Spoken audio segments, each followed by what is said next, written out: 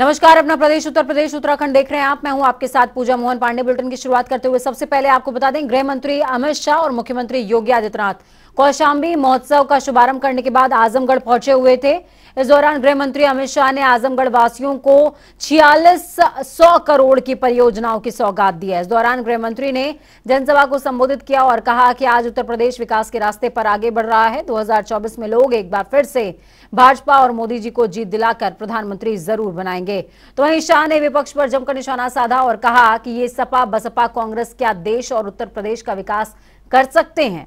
2024 में फिर से सपा बसपा कांग्रेस परिवारवाद और जातिवाद को लेकर आएंगे और लोगों को गुमराह करेंगे। उन्होंने कहा कि एसपी बीएसपी ने बस आजमगढ़ की छवि को धूमिल किया, लेकिन आजमगढ़ को योगी आदित्यनाथ ने बड़ी सौगात दी।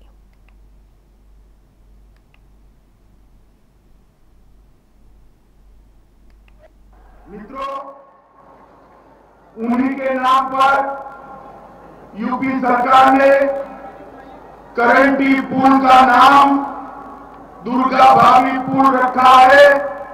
हम सब के लिए आज भी वो प्रेरणा स्रोत है।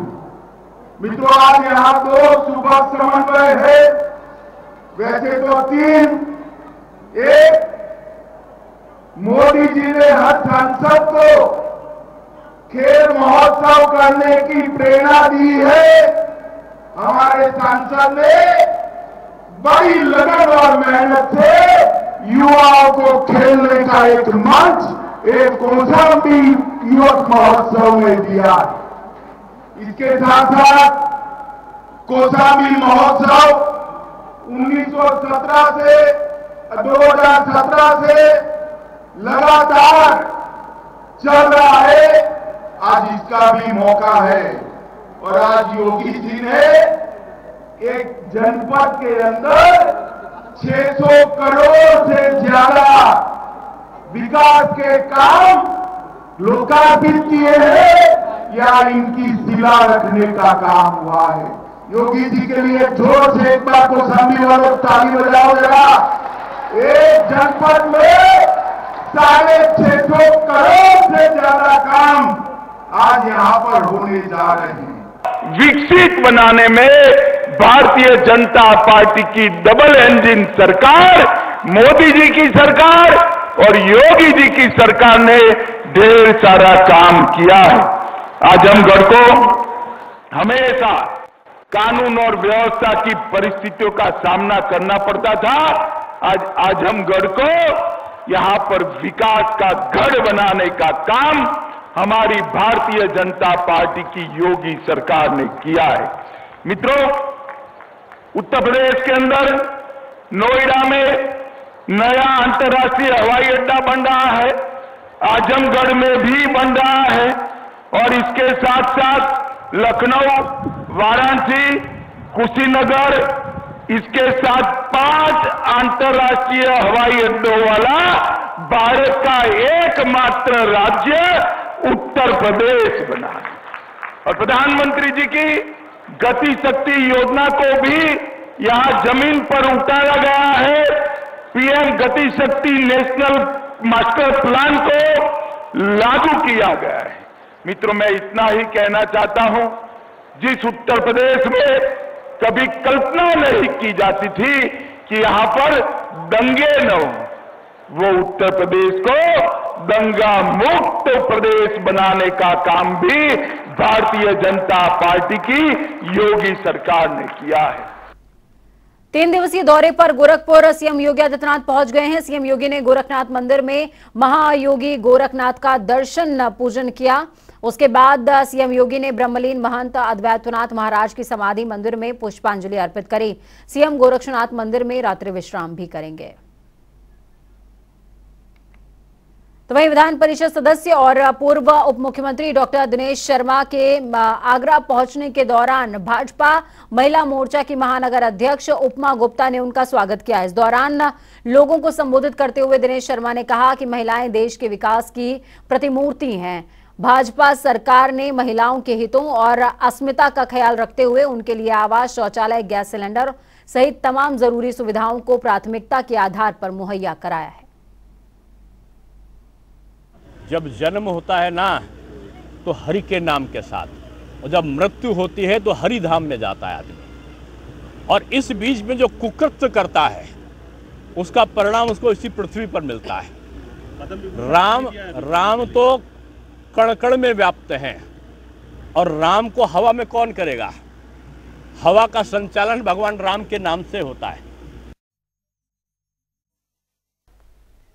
भारतीय किसान यूनियन के राष्ट्रीय प्रवक्ता राकेश टिकैत ने पूर्व किसान यूनियन के जिलाध्यक्ष स्वर्गीय चौधरी चरण सिंह की बरसी पर उन्हें सहारनपुर के अल्लीवाला गांव में श्रद्धांजलि दी। इसके बाद टिकैत ने पत्रकारों से बातचीत करते हुए कहा कि एमएसपी देश में एक बड़ा मुद्दा है। एमएसपी को लेकर देश में एक बार फिर आंदोलन चलाया जाएगा। ये आम जनता का सवाल है कि एमएसपी गारंटी कानून देश में बनना चाहिए। भारत सरकार इस पे कोई ध्यान नहीं दे रही, क्योंकि अगर एमएसपी गारंटी कानून बनेगा तो बिहार से 800 और 1200 रुपये में जो धान की लूट होती है, जो आधे रेट में फसलों की खरीद होती है, तो वे व्यापारियों को नुकसान होगा। इसलिए भारत सरकार एमएसपी गारंटी कानून नहीं बनाना चाहती। मिले मुलायम काशीराम, हवा में उड़ गए जय श्री राम।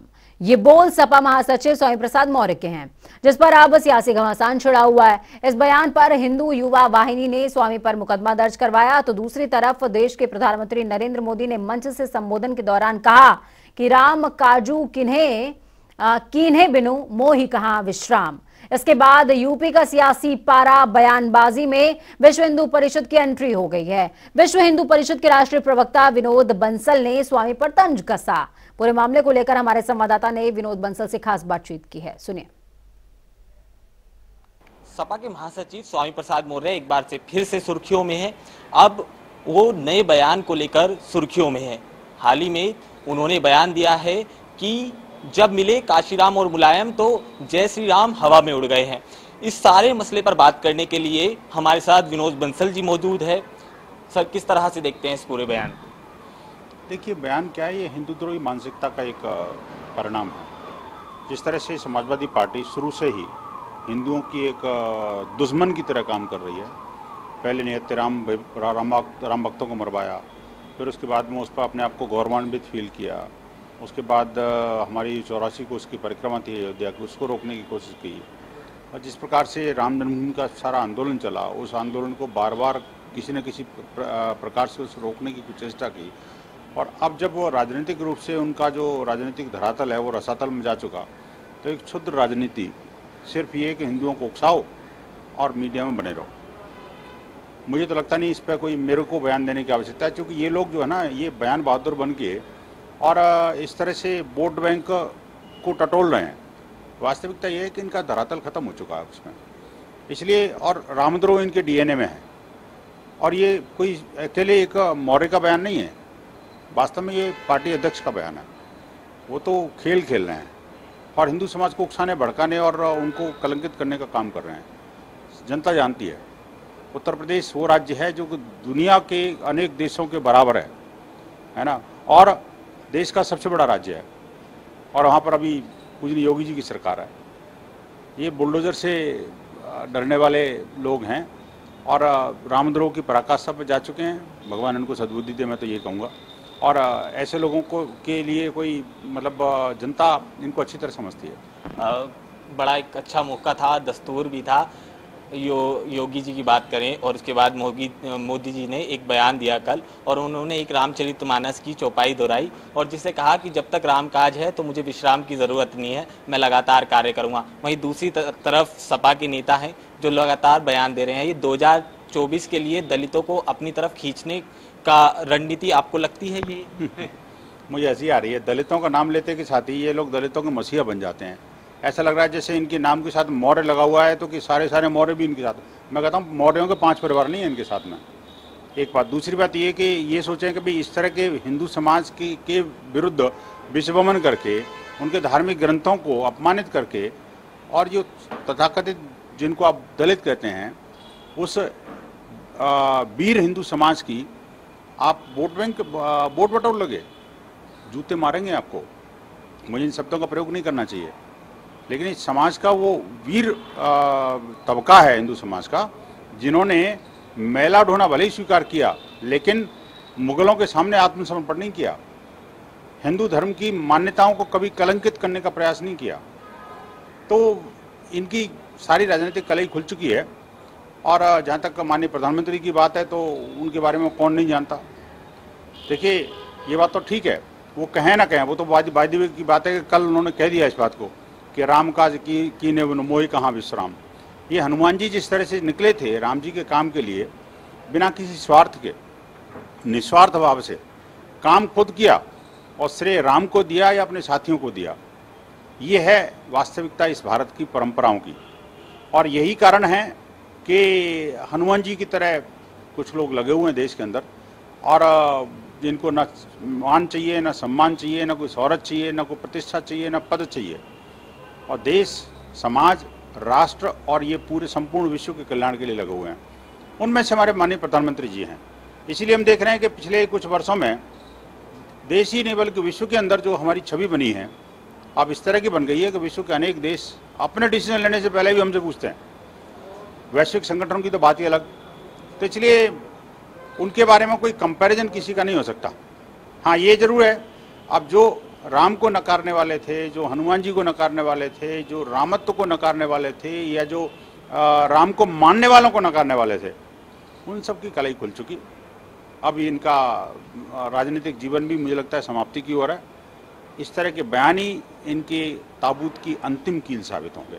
बहुत बहुत शुक्रिया हमसे बात करने के लिए। वीएचपी के राष्ट्रीय प्रवक्ता विनोद बंसल जी हमारे साथ हैं। इनका साफ तौर से कहना था कि स्वामी प्रसाद मौर्य का बयान को देखा जाए तो उसके साथ कोई खड़ा नहीं है। वो दलितों के मसीहा खुद को बताएं, मगर 5 परिवार भी दलितों के उनके साथ नहीं है। इसके साथ ही मोदी जी की तारीफ करते वीएचपी के राष्ट्रीय प्रवक्ता नजर आए हैं। कैमरा पर्सन आकाश के साथ केशव पांचाल, जनता टीवी, दिल्ली।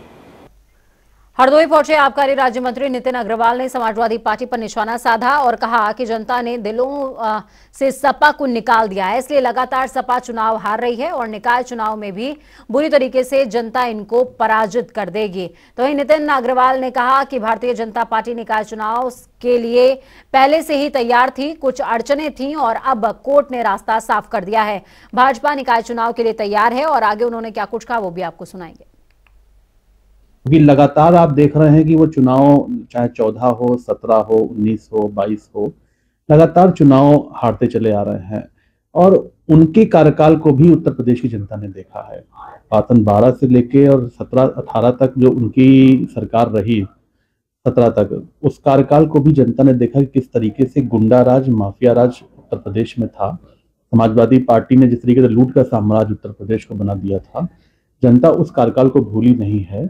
आए चुनाव मैदान में आए तो लोकतंत्र है, किसी को भी लड़ने का अधिकार है, सभी पार्टियां लड़ती हैं। लेकिन मैं आपको आज ये विश्वास के साथ कह सकता हूं कि समाजवादी पार्टी बहुत बुरी तरीके से निकाय चुनाव हारेगी। ऑल इंडिया प्रोफेशनल कांग्रेस के अध्यक्ष अमिताभ निगम ने प्रेस कॉन्फ्रेंस करी। इस दौरान उन्होंने कहा कि आज समाज के हर वर्ग का शोषण हो रहा है। प्रोफेशनल कांग्रेस वो अंग है जिससे हम लोगों से जुड़ते हैं, उन्हें जोड़ते हैं। तो वहीं आने वाले समय में प्रोफेशनल कांग्रेस एक सदस्यता अभियान चलाएगी, जहां हम एक साथ लोगों को लाकर जोड़ने का काम करेंगे और पूरे उत्तर प्रदेश में इस अभियान को आगे भी बढ़ाया जाएगा। और आज शशि थरूर जी के निर्देश में और हम लोग उनकी चेयरमैनशिप में इसका क्रियान्वयन कर रहे हैं पूरे राष्ट्रीय स्तर पे। और प्रोफेशनल कांग्रेस का वो विंग है जिसके थ्रू हम प्रोफेशनल्स को कांग्रेस की विचारधारा से, आइडिया ऑफ डेमोक्रेसी से जोड़ते हैं। तो आज आप लोग देख रहे होंगे कि पूरे देश के स्तर पे किस तरह से हमारी डेमोक्रेसी का हनन हो रहा है। ना सिर्फ प्रोफेशनल्स का बल्कि समाज के हर वर्ग का एक शोषण टाइप से हो रहा है, और जो कि आर्थिक शोषण है। आप लोग भी एक प्रोफेशन से जुड़े हुए लोग हैं और इसके तहत प्रोफेशनल कांग्रेस का गठन किया गया था। हमारे 2 इकाइयाँ उत्तर प्रदेश में काम करती हैं, पश्चिमी उत्तर प्रदेश जिसे मैं रिप्रेजेंट करता हूं और पूर्वी उत्तर प्रदेश जिसे तारिक जी रिप्रेजेंट करते हैं। और आने वाले समय में हम लोग आपके माध्यम से सबको ये सूचित करना चाहते हैं कि प्रोफेशनल कांग्रेस वृहद सदस्यता अभियान लाने जा रही है। तो वहीं महाराष्ट्र के मुख्यमंत्री बनने के बाद एकनाथ शिंदे पहली बार भगवान राम की नगरी अयोध्या आने वाले हैं, जिसको लेकर अयोध्या में जोरों शोरों से तैयारियां भी चल रही है। ऐसे के तहत तो पूरे अयोध्या को भगवा रंग में रंगा जा रहा है। आपको बता दें कि 9 अप्रैल को शिंदे अयोध्या आकर लगभग 11 बजे रामलला का दर्शन पूजन करेंगे। इसके बाद वो यहाँ के धर्म गुरुओं से भी आशीर्वाद लेंगे। इस पूरे कार्यक्रम में हजारों की तादाद में शिवसेना कार्यकर्ता शामिल होने का अंदेशा जताया जा रहा है।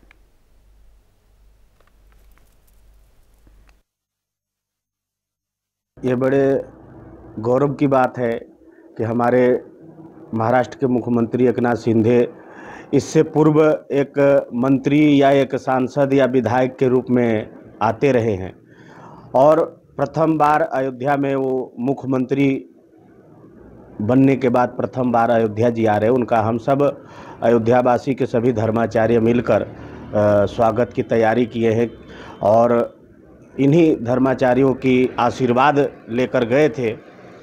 तो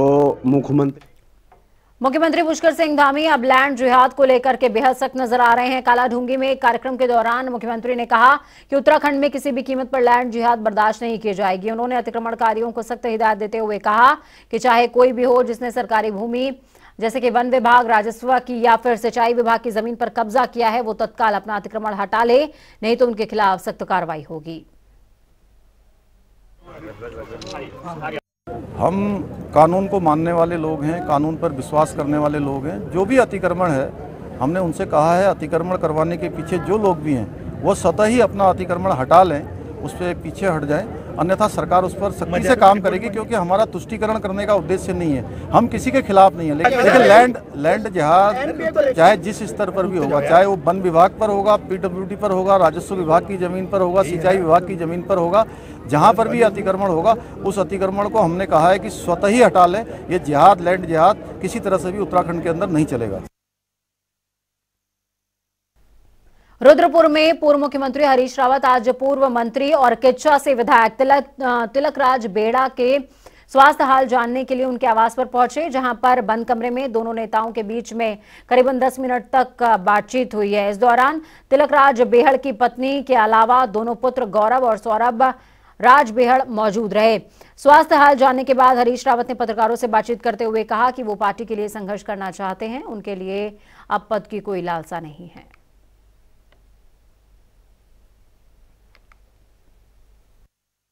बड़ी लड़ाई लोकतंत्र में आप जानते हैं प्रतिपक्ष का बहुत बड़ा महत्व है। तो इस समय विरोध पक्ष को बचाने की लड़ाई, विरोध की आवाज़ को बचाने की लड़ाई, और चौथी चुनौती सबके सामने है। उसमें छोटे कार्यकर्ता से लेकर के बड़े से बड़े नेता के सामने वो है कांग्रेस को, इन तीनों को बचाने के लिए शक्तिशाली होना है, उनको मजबूत करना और उसके लिए सब बातें भूलनी होंगी। और मुझसे आप संघर्ष की बातों को पूछिए, आप मुझसे जन संघर्ष की बातों को पूछिए, लोकतंत्र के संघर्ष। देहरादून में त्यूड़ी हादसे पर लापरवाही को लेकर कांग्रेस ने सरकार को कटघरे में खड़ा कर दिया है। हादसे पर कांग्रेस प्रवक्ता गरिमा दसोनी का कहना है कि एम्बुलेंस घटनास्थल पर देर से आई और अग्निशमन वाहन बिना पानी की आग बुझाने आ गया। इस तरह से ये साफ दिख रहा है कि विभाग की कलाई पूरी तरीके से खुल चुकी है और सिस्टम पूरी तरीके से फेल हो चुका है। हादसे के बारे में आपको याद दिला दें कि बीते कल देहरादून के त्यूड़ी में लकड़ी के 4 मंजिला घर में आग लग गई थी, जिसमें 4 मासूम जिंदा जल गए थे। बहुत ही दर्दनाक हादसा है। एक तरह से रोंगटे खड़े होते हैं सोचकर कि एक ही परिवार की 4 बच्चियां जिस तरह से जो उनका हश्र हुआ, जो जलकर वो खाक हुई। नियति शायद यही थी, लेकिन उसके बाद जो सिस्टम का एक बदरंग, एक बदसूरत रूप हमको देखने को मिला कि देर से एम्बुलेंस पहुंचती है तो उसमें पानी नहीं होता। उसने कलई खोल कर रख दी है हमारे सिस्टम की कि एक फायर ब्रिगेड की गाड़ी में अगर पानी नहीं है तो फिर और कहाँ होना चाहिए। ऐसे में उन बच्चियों को बचाया जा सकता था और कहीं ना कहीं शासन प्रशासन की तरफ से जो कोताही हुई है उसने तो सबकी आंखें खोल दी। बच्चियों को तो वापस नहीं लाया जा सकता, लेकिन एक ये बड़ा सबक और सीख हम सबके लिए है, और सरकार भी आईना देख ले कि किस तरह से यहाँ सत्ता चल रही है। तो चलिए फटाफट अंदाज में 2 मिनट में 10 अहम जिलों का रुख करेंगे। हरदोई में आग ने मचाया तांडव, 200 बीघा फसल जलकर हुई खाक, ग्रामीणों की मदद से दमकल ने पाया आग पर काबू। चंदौली पुलिस को मिली बड़ी कामयाबी, संयुक्त टीम ने 2 अंतर्राज्यीय शराब तस्करों को किया गिरफ्तार, तस्कर के पास से 310 पेटी अवैध अंग्रेजी शराब बरामद। अलीगढ़ में हाई टेंशन की लाइन में से निकली चिंगारी से गेहूं की फसल हुई जलकर खाक, घटना से किसानों की कई बीघा फसल हुई स्वाहा, किसानों के चेहरे पर छाया मातम। झांसी में मंडी में गल्ला व्यापारी को बदमाशों ने बनाया निशाना, 2 बाइक सवार बदमाशों ने घटना को दिया अंजाम, पुलिस मामले की जांच पड़ताल में जुटी। बिजनौर में वन विभाग की टीम को मिली बड़ी कामयाबी, चोरी छिपे सरकारी लकड़ी लाद कर ले जा रहे थे माफियाओं को किया गया गिरफ्तार। औरैया में 2 पक्षों में हुआ विवाद के दौरान वृद्ध की मौत से मचा हड़कंप, गांव के ही युवक पर मृतक के परिजनों ने हत्या का लगाया आरोप, पुलिस मामले की तफ्तीश में जुटी। जालौन में हत्या की वारदात में वांछित 2 अभियुक्तों को पुलिस ने किया गिरफ्तार, छेड़खानी के आरोप में लड़की के परिजनों ने युवक की पीट कर दी थी हत्या। जालौन में 17 साल पहले मर चुके युवक के खिलाफ चार्जशीट लगाने के मामले में कोर्ट ने सुनाया बड़ा फैसला, मामले की जांच करने वाले 2 सीओ सहित 7 लोगों के खिलाफ एफआईआर दर्ज करने के दिए आदेश। ललितपुर में गरीब आदिवासियों के कच्चे आशियाने में दबंगों ने लगाई आग, आदिवासियों ने भागकर बचाई थी अपनी जान, आधा दर्जन से ज्यादा परिवार हुए बेघर। बांदा में शटरिंग गोदाम में लगी भीषण आग लगने से लाखों रुपए की शटरिंग का सामान जलकर हुआ खाक, सूचना के बाद मौके पर पहुंची फायर ब्रिगेड ने कड़ी मशक्कत के बाद आग पर पाया काबू।